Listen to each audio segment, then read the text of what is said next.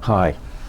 We've been studying for a while addictions and the etiology of addictions and where does it all start. And for a while we thought, well, everybody has early life trauma and never got over it, has a core myth because of it, and that's pretty much blocked their development. And we decided that that was pretty much it.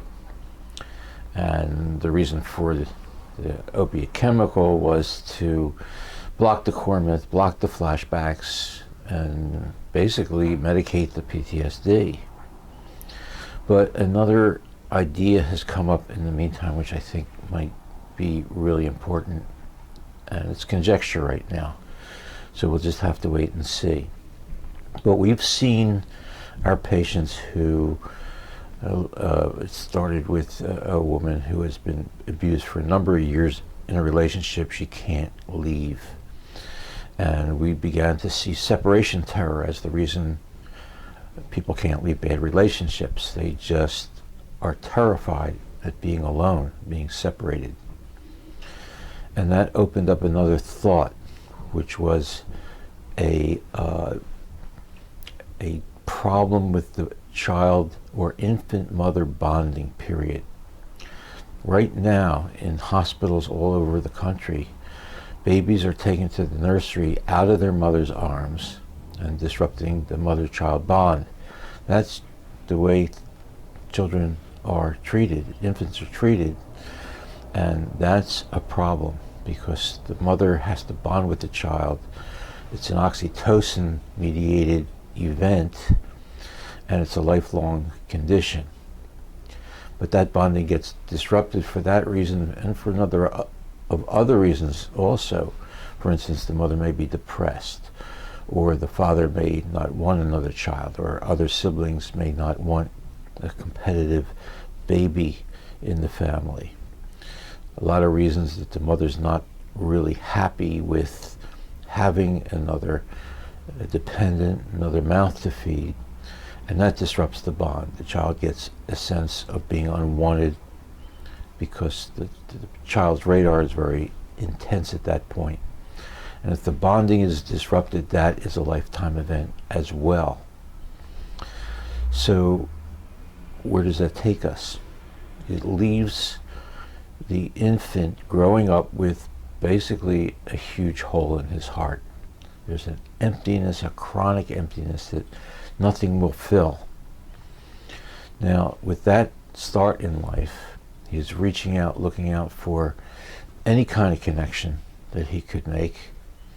And then comes upon the early life trauma that we've recognized before, which then throws the core myth into the mix. So now he feels he's unlovable, he's a failure, he's unwanted, he doesn't belong, or even that he's doomed, one of those core myths. So the way the mind works is there's an emotional trauma and flashback feelings that come out of that, and then the mind creates an idea as to why that's going on, and the idea in this case is the core myth. But what's the idea that comes about because of the disruption of the mother-infant bond? And this is what we think. And it goes back to what Freud originally said back in the early 1900s, which was the child feels that he has committed an unpardonable sin.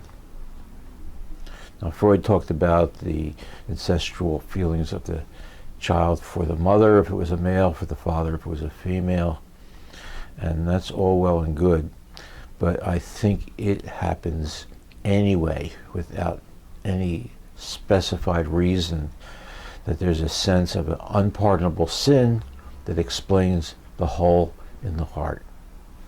So what happens then? Goes through early part of life, has an early life trauma, has then a core myth, goes on, eventually connects with an opiate, and suddenly everything's medicated, everything's stabilized, he can function, but now he's finding himself addicted and tied to this chemical just to stay sane, and winds up ultimately in treatment, in our case with Suboxone, and now feels fine, stabilized. But the problem with many of our patients, they tie the Suboxone to the treatment and eventually cure in their thought and pay no attention to the traumas, to the core myths, and least of all to the unpardonable sin dimension of the problem. So without getting into the psychological issues, you're just basically waiting for the other shoe to fall. The relapse is going to be very high with people who just drop out of Suboxone treatment without doing the psychological work that's really required. So now we're looking at the unpardonable sin. We're looking at a problem that's basically oxytocin related.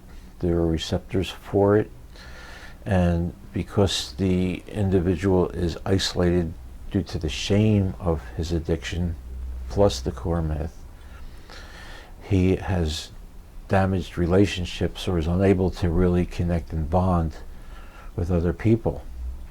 Now that bond is basically the medication for his breaking through the disruption of the infant-mother bond, the bonding that he may have with his wife, his children, other significant people, produces the oxytocin that he is deprived of otherwise.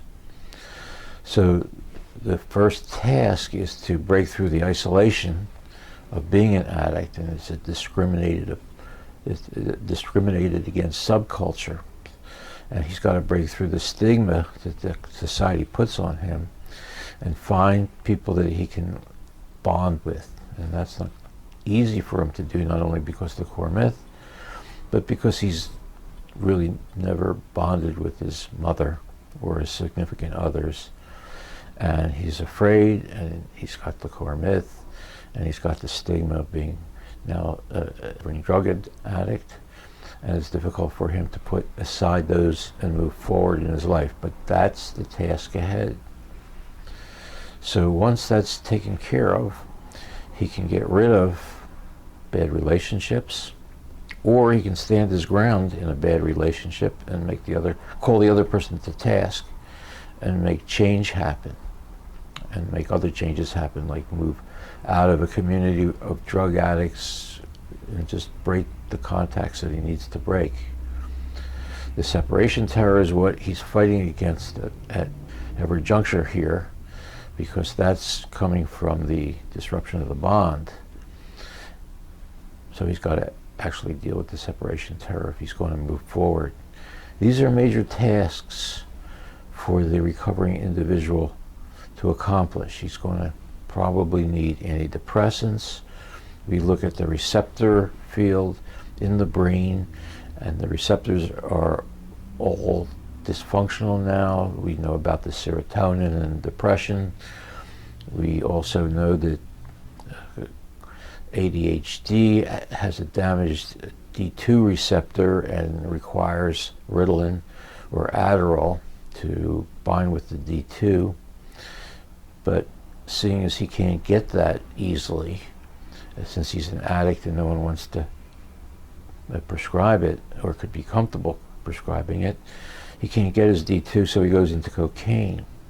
Now we're using Abilify, which is an agonist-antagonist on the D2, to give him his D2, which is the other damaged receptor, and now we're also treating with benzodiazepines because the GABA receptor is damaged and downregulated.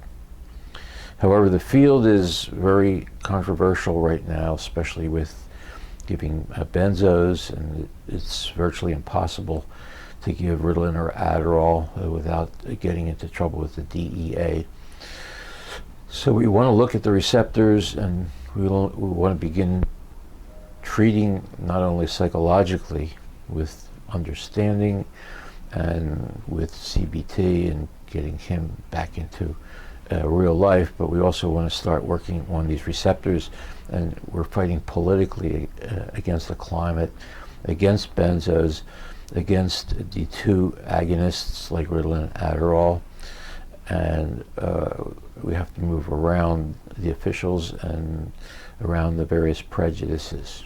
Unfortunately, it's very popular to think that addiction is treated by taking away medications and getting to the point of abstinence. It's comparable of saying it's best to treat a broken leg by taking the cast off as soon as possible.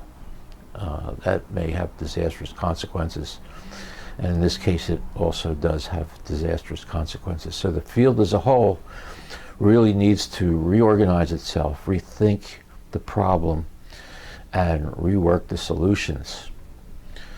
So that's basically it, and thanks for tuning in, and we'll take that a little farther on our next communication. Thanks for tuning in.